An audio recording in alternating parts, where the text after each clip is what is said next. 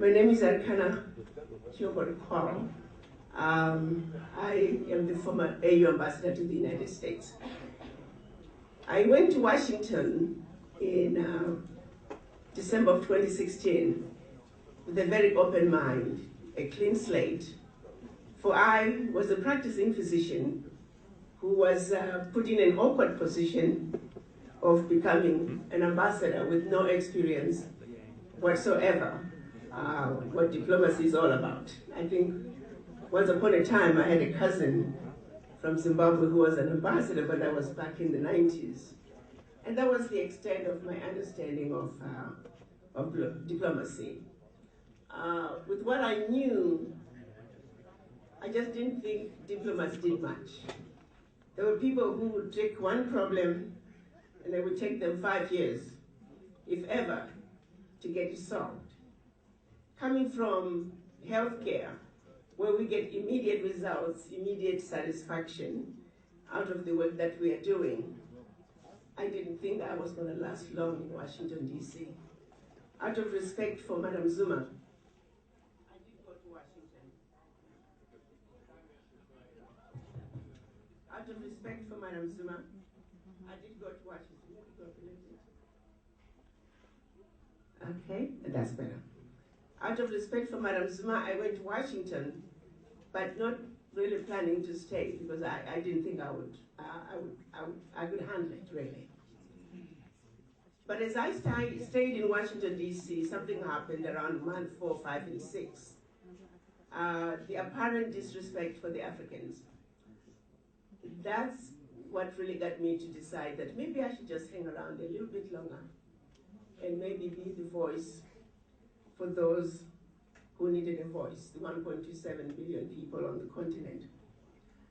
As I stayed along on my job, even on the continent, traveling in the US, I also became aware of one other situation, which was our lack of understanding of what was really going on in our Africa. Quite often, when I spoke here in the United States, in South America, in the Caribbean, and even on the continent, almost 100% of the time, the first question was, Ambassador, what about the corrupt African leaders? There's a lot of corruption. And I would say, yes, I agree, we do have corruption. But I would hope that you would ask me about even bigger corruptions.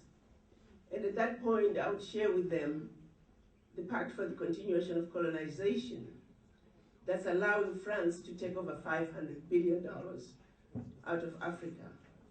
And I said, if you're that concerned about the 50 billion, collectively studies say 50 billion comes out of Africa from corruption. Well, then let's talk about that, but let's not forget, one little bitty country is taking over $500 billion. And by the time they finish investing that money in their own stock market, they're realizing trillions of dollars in any given year. That's just one former colonizer. And yet, we are being asked to only talk about the 50 billion coming out of the continent. So I felt that there was a disconnect and a lack of really understanding. I felt that we were fighting this war from the wrong front. Removing an African leader and not dealing with the bigger corruptors was not going to give us the Africa that we wanted. So it was based on that, I felt that I needed to have a way of reorienting us and making sure that we understand the issues that are going on in Africa, these issues that affect not only Africans on the continent, but also Africans abroad. And by Africans, I mean all people of African descent. It was with that understanding that I did my first video. My first video was a way of trying to share with the diaspora that this is where we started. This is what has happened to us. This is how where we are today is dictated by what has been done to us. Because I also realized that quite often, while we may have understood about the Berlin Conference, there was a disconnect. Most saw it as a piece of history, but failed to make the connection that those decisions that were made during the Berlin Conference continue to affect us today, 135 years later. So that education was very important. And I felt that until we understand our Africa, until we understand ourselves the way we need to, we're going to be fighting in the wrong front.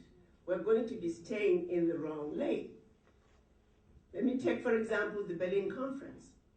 It was when the colonizers came together in 1884 to organize themselves so they could see to it that Africa and her children are forever defeated and dominated. They chopped us up into the tiny little economies that we are today. And those boundaries have persisted to this very day. Then one might say, well, how does that affect me? Have you ever wondered why, if you wanted to go from one part of Africa to the other, you have to fly into Europe first and then come back down? This is because of the Berlin Conference. The airspaces above the African countries were closed. Have you ever wondered why, for a continent with all the natural resources the world could ever need, we do not dictate the price of not even one? It's because the powers that be are coming to us as the tiny little countries. How does Malawi negotiate with China? How does Lesotho, with 1.5 million people, negotiate with China with 1.4 billion people? I often use an example of my poor husband being thrown into the same boxing ring with Mike Tyson. And my husband, when he collapses before he gets on the stage, the world then says, what's wrong with you, Dr. Kwabo? You can't fight Mike Tyson. The reality is, Africa is under siege. The colonizers who claim to have left Africa between 1957 and 1962, for the most part. On paper, they are out of Africa, but in reality, they never left Africa. You also have to understand that when they divided Africa up in 1884, they acquired those countries. Those countries became properties of the colonizer. They ruled those countries until we started having educated leaders coming up like the Kwame Nkrumahs, who went to school in Lincoln University and all that. They started demanding independence. We were given independence, and I'm going to put this in quotation marks. But this is a colonizer who has colonized you for over a century. Now suddenly they're giving you independence, but they're still very much in your country. How do you really, you're now a small country. France has colonized you, Britain has colonized you for over a century. And then you're supposed to go to the negotiating table with them and think that this is going to be a fair conversation. You see, the independence said you're a sovereign nation. How does Togo, after getting her independence, negotiate with France the master? To the Togolese, France is still the master. To those from Central African Republic, Burkina Faso, France is still the master. There just was no parity there. So at every level, in spite of getting our independence, we're still defeated. But France, of course, for those of you who have listened to my videos, did something to this day continues to be quite deplorable. They forced the African countries to sign what they call the Pact for the Continuation of Colonization. On one hand, you're getting your independence, but on the other hand, you must sign this document agreeing to continue to be colonized. Two countries refused to sign. That was Guinea and Mali. France went in, took everything they thought they had brought to those two economies, poured concrete into the sewage pipes, completely devastating the two economies. That was done as a way of showing the other countries that if you dare refuse to sign this document, this is the fate that awaited you. So the rest of them went on and signed. From 1962 up until as late as Libya, there are many African countries that decided that they were going to pull back and stop sending their money to France. And each time, there was a coup in those countries, and those leaders were assassinated. For those of you who have not listened to my videos, the Pact for the Continuation of Colonization basically said, you will deposit 85% of your bank reserves with the Central Bank of France under the control of the French Minister of Finance. France then takes all your deposits and invests them into the French stock market under the French name, and the countries may or may not know the returns. If you wish to access some of the money that you have deposited, you have to submit your country's financial statements. And if approved, you get the loan, a maximum of 20% of your deposits from the previous year as a loan at commercial interest rates. So on one hand, you've been depositing large amounts of money with France, and now you owe France for borrowing your own money. And the world has no problem with that. That has been going on since the late 50s. 2019, fast forward, the African countries are still depositing their money with France. Today, France is taking out of Africa over $500 billion every year from poor countries that need the money. And yet France has the audacity to look at African countries and say, why are you guys poor? Why aren't you able to create jobs for your young people? Why are your young people crossing the Mediterranean and dying? Why do you not have good health care, good educational systems? It's like setting my house on fire, and then you come back and you ask me why I'm homeless. We have taken $500 billion out of Africa. Do you know how many schools, how many hospitals, how many jobs we could create with $500 billion? To put things in perspective for you, the latest figures as we are going through the African Continental Free Trade Area are saying Africa needs $100 billion a year for the next 10 years in order to completely build the infrastructure that Africa needs. Pause for a second. Africa needs $100 billion a year for 10 years in order to build the entire infrastructure needed for the entire continent. That's only 2 years of takings from Africa by France. Are you with me? Are you getting my point when I say we must understand our issues and we must fight from the right front? We could solve this if France got out of Africa. We could solve this if we spoke with one voice and sent a clear message to France that enough is enough. So that was just finance. The pact also continues and said all your minerals discovered and yet to be discovered, all your oil discovered and yet to be discovered belongs to France. And that French companies have the first right of refusal. All the major contracts, public and private French companies have the first right of refusal. Your local companies will get whatever France does not want. They also said your military shall be trained by France. You can only order military equipment from France, and that France will have military presence in your country, and that France can invade you without notice should they feel their interests are being violated. And a violation would include a president who says, I can no longer continue to give you my deposits. That's a violation, and it calls for military intervention. And in most cases, of the 67 coups that have occurred in Africa, in 26 countries, 16 countries were former French colonies. Now, in addition to some documented, a lot of those coups, France was behind it, and they were committed by the French legionnaires. And of course, the others were committed by just rich kids who, when they found out that a natural resource had been discovered in a country, they created a coup in order to throw the country into a civil war And while the country is going through a civil war, they're siphoning that natural resource. Case in point that I always share is a situation that occurred about 25 years ago. A bunch of white kids were having fun in Cape Town. And at that time, Equatorial Guinea had just discovered oil. They wanted it. So they came up with a plan that they were going to appoint one diaspora from Equatorial Guinea who lived in the islands. And they were going to throw the country into a civil war.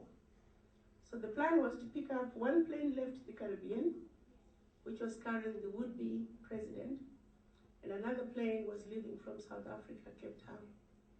And they made one mistake. They bought some of the ammunition in South Africa, and the rest was going to be picked up in Zimbabwe. President Mugabe smelt a rat. He wondered why these young people needed such powerful ammunition to go hunt in Equatorial Guinea. In researching further, he found out that there was a coup in the making. He allowed them to land in Harare. They loaded up the plane with their equipment. And just before takeoff, they were all arrested. One of the guys involved in that was the son of the former Prime Minister of Britain, Margaret Thatcher.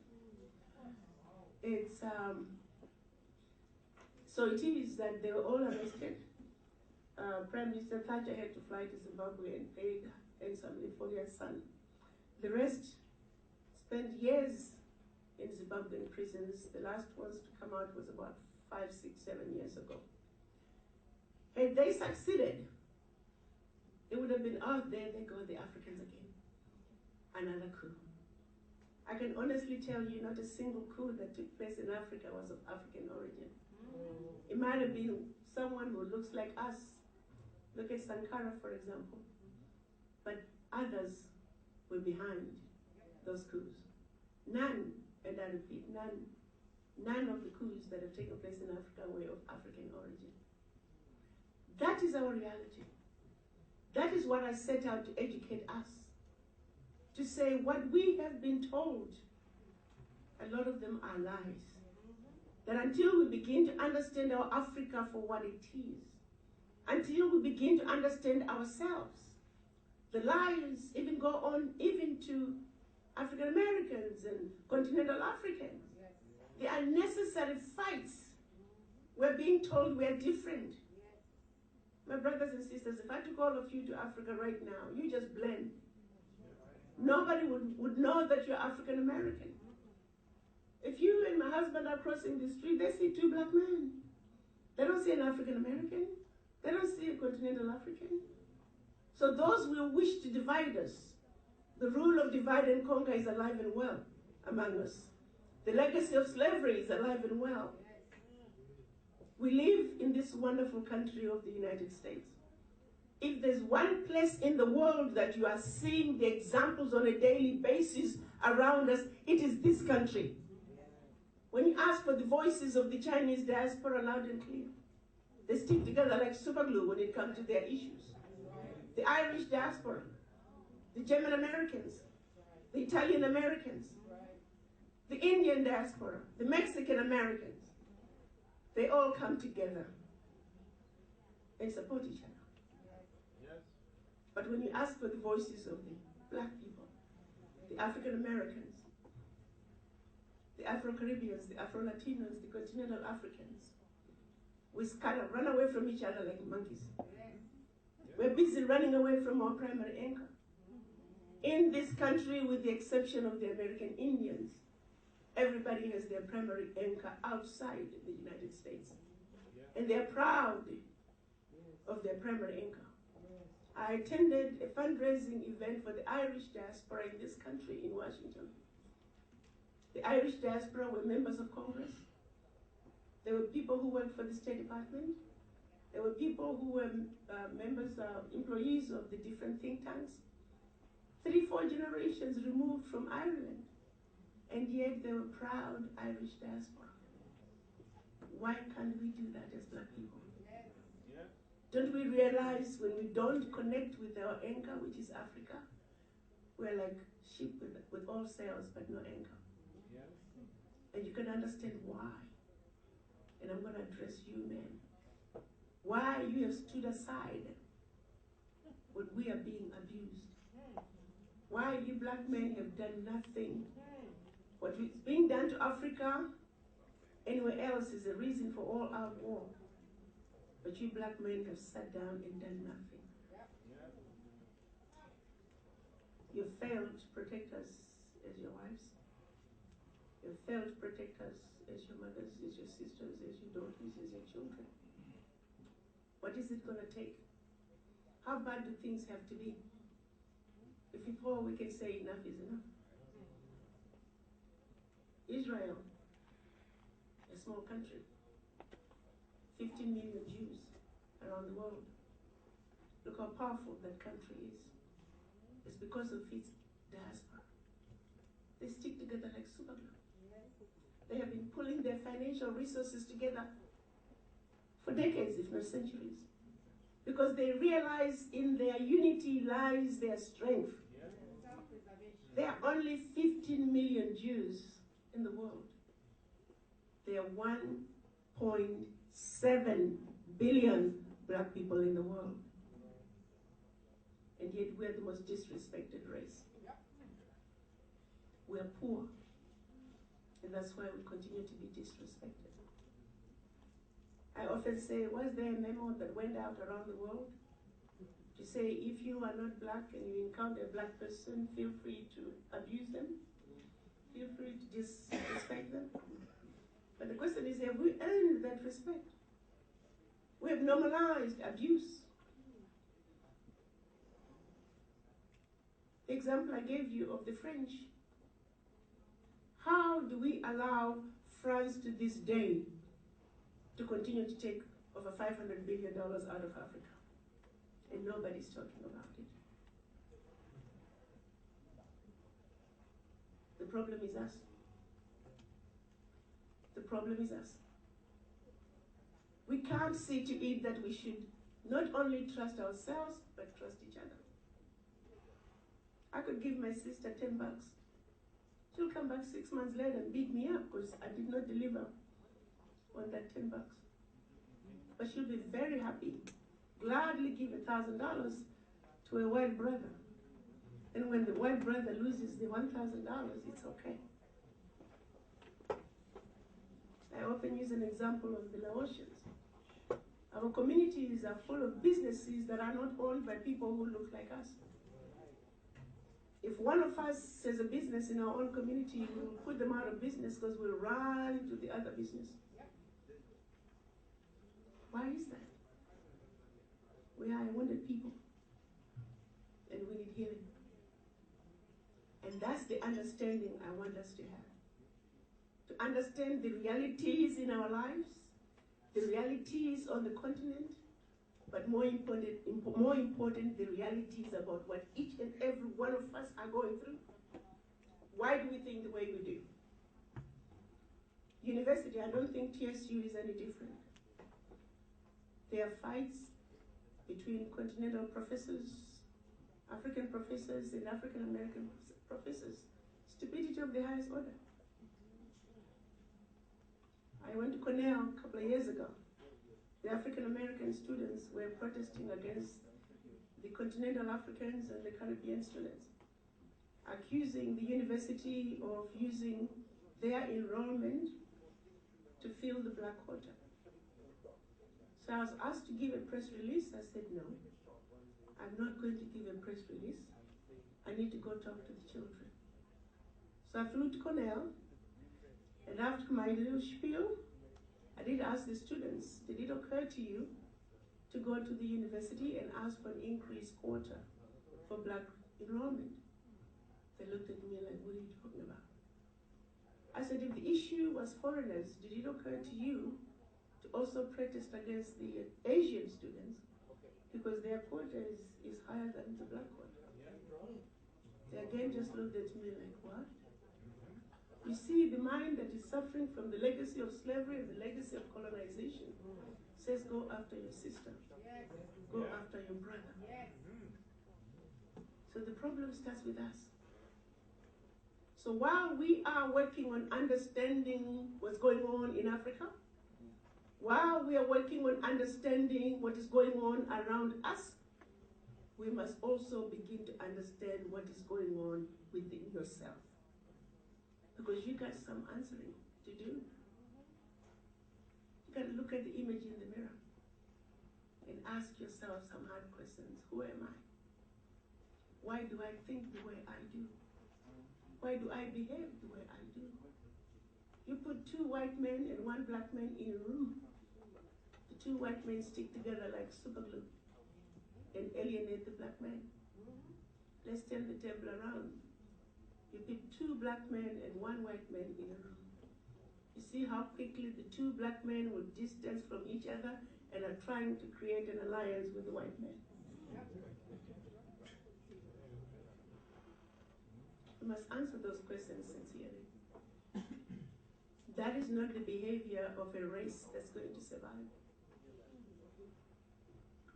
We're in the process of self-destruction. But right now, I'm here to share with you that if there was ever any time that we must rethink our position, it is now. We are going through what I call a do or die time. 1963, our Pan-African leaders met in Addis Ababa, Ethiopia, to discuss undoing the boundaries that were imposed upon us by the Berlin Conference. Sadly, when they went to Addis Ababa, they were divided. We had the Casablanca group, who were Ghana, Guinea, Mali, Egypt, Morocco, Algeria, and Tunisia.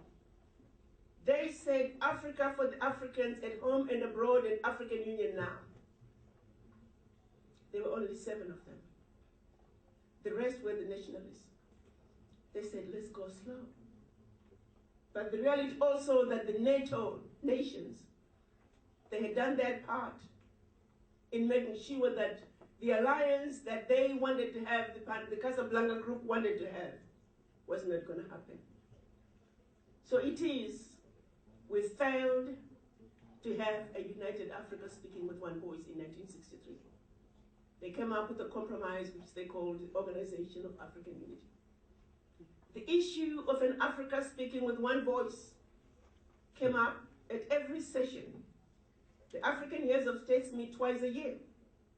And year in and year out, they failed to have a consensus until last year in March. They finally arrived at a consensus. They signed an agreement which we're now calling African Continental Free Trade Area. We needed 22 ratifications out of the 55 countries. Ratification is when the heads of states meet in Addis Ababa, they agree on a decision. They have to take this decision back to their countries and put it through parliament. And when approved by the parliament, that is a ratification. And they will deposit the papers with the African Union. So 3 areas that our colonizers, our former colonizers, were thinking this is never going to happen. They didn't think the African heads of states would ever come up and agree on a decision to have one Africa speaking with one voice. March 2018, they finally failed. So they said, okay, we were surprised, we didn't expect them to do this. But ratifications take a long time. In general, 5 years. So they never thought that we would come up with the 22 ratifications. But you know what? When it's time, it is time. Exactly 13 months from when the decision was signed, that's April of this year, the 22nd ratification was deposited with the African Union.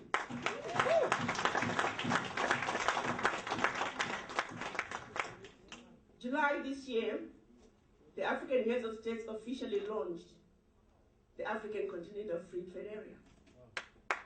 July next year, Africa, the sleeping giant who is rising, is going to enter the world stage as one customs union. Yeah. One Africa.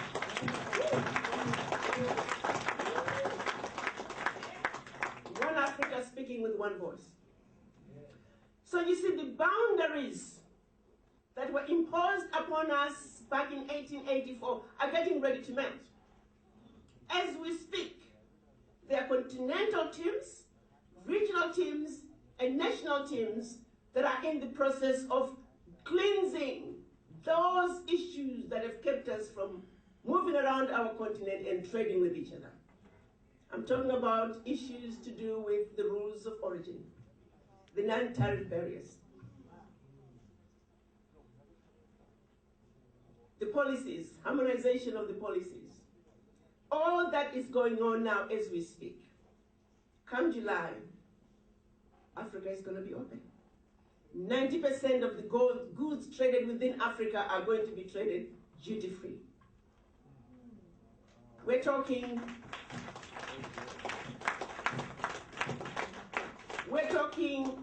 creation of a combined GDP of $3 trillion, a 1.27 billion workforce, and a marketplace that you can register yourself in one country and spread like wildfire throughout the continent. Whoa.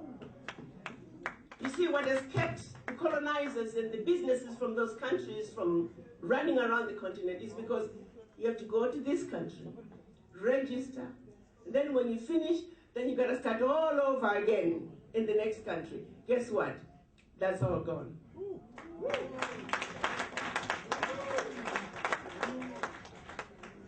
Don't you be quick to clap your hands.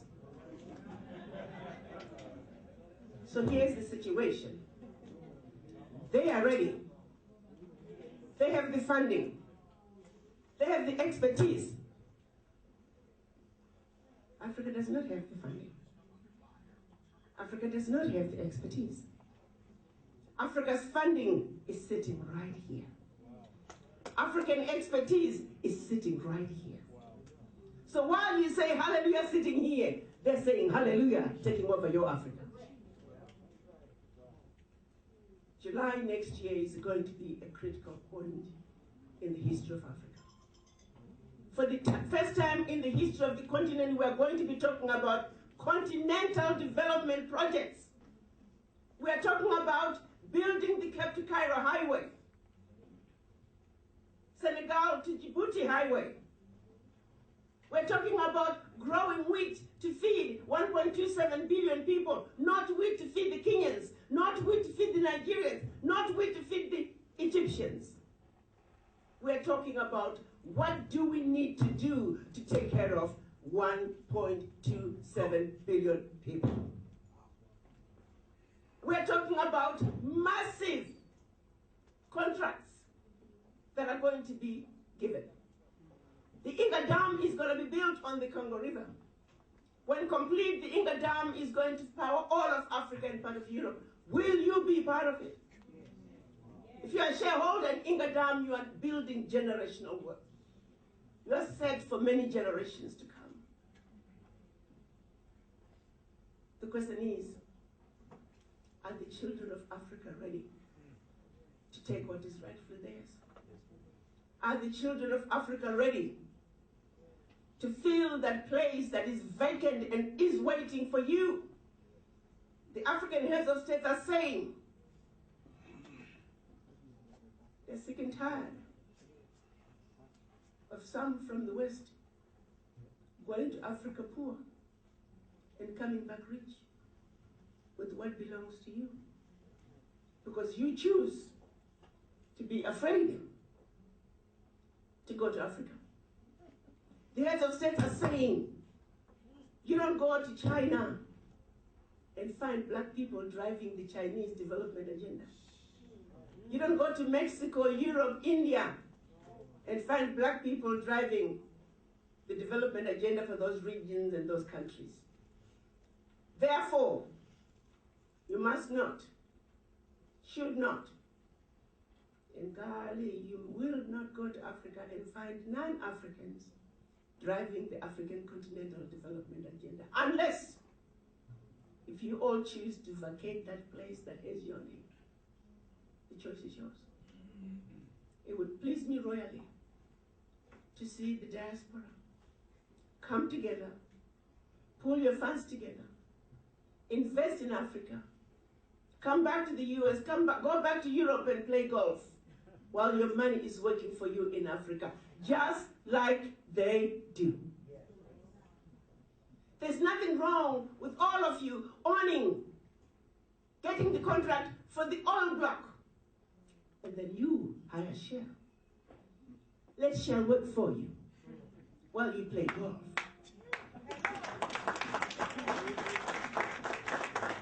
There's nothing wrong with you getting the contract. We're not saying we don't want other people to come in. No. They must know that when it comes to Africa, you come behind us. It's just that simple. When it comes to Africa, you come behind the Africans, and that's us. If we can't have control in Africa, where else are black people going to be free? Where else are black people going to be in charge? This is a do or die time, my brothers and sisters. If we do not come together and take our position and protect what is rightfully ours, our continent is going to be gone. And this time, for good. The choice is yours. I am registering an entity called African Diaspora Development Initiative. Level 1 is the creation of a database that we all must belong to. We want to know who you are, where you live, what you do. For when these opportunities are coming up, we want to be able to get to you. Secondly, without money, we are always going to be noisemakers. It's time that we come together and pool our funds into the Diaspora Fund. It's in the process of being created and it should be available end of January. The same is true with the database. We need you to register, be part of the database. In the meantime, the website will be available beginning tomorrow, African Diaspora Development Initiative.org. Feel free to go there and register as well. When the fund is ready, we hope you can also be part of that fund. It is the fund that's going to then invest in the continental projects on the continent. You see, you don't have to go to Africa. Just put yourself in a position to enjoy what is rightfully yours. Be a shareholder. Or if you're a contractor, get a contract to build. And if you're a professional, you can go and work. But we are saying Africa belongs to the Africans at home and abroad. The black cleaning lady in Brazil must benefit. She must be a shareholder. The taxi driver in New York City, Beyonce. No one should be left behind unless you wish to be left behind. African Diaspora Development Initiative.org, beginning tomorrow. Institute, thank you. African Diaspora Development Institute.org, beginning tomorrow. I'm hoping that each and every one of you can do some serious soul searching. We're not asking anybody to donate anything. We're saying invest in not only your future, but the future of your children, your grandchildren, and generations to come.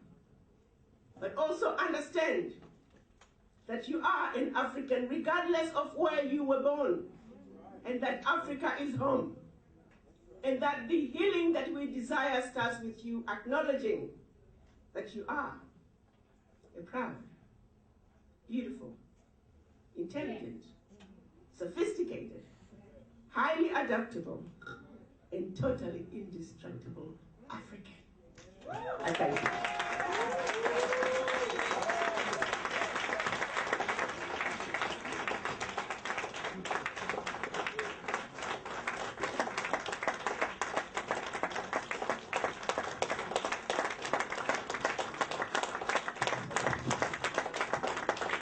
Thank you so much, Madam Ambassador. You're such an inspiration to all of us. Thank you so much.